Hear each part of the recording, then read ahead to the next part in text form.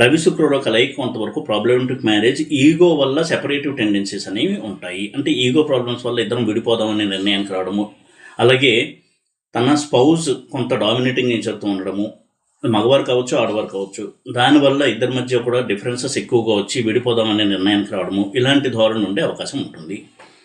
ఇక శుక్ర చంద్రులు కనుక 7th హౌస్లో కలిసి ఉన్నట్టయితే ఇద్దరి మధ్య ఆకర్షణ బాగుంటుంది, మ్యారీడ్ లైఫ్ సాధారణంగా బాగుంటుంది, ఎమోషనల్ బాండింగ్ అనేది ఎక్కువగా ఉంటుంది. కుజ శుక్రులు 7th హౌస్లో కనుక ఉన్నట్టయితే ముఖ్యంగా husband dominating nature, aggressive nature, దీనివల్ల గృహహింసకు గురవడము, వర్బల్ అబ్యూజ్ అంటాము, డొమెస్టిక్ అబ్యూజ్కి గురవడము, ఇలాంటివన్నీ కూడా ఎదుర్కొనే అవకాశం ఉంటుంది, ముఖ్యంగా స్త్రీలు. ఇది వైవాహిక సౌఖ్యానికి అంత మంచి కాంబినేషన్ కాదు.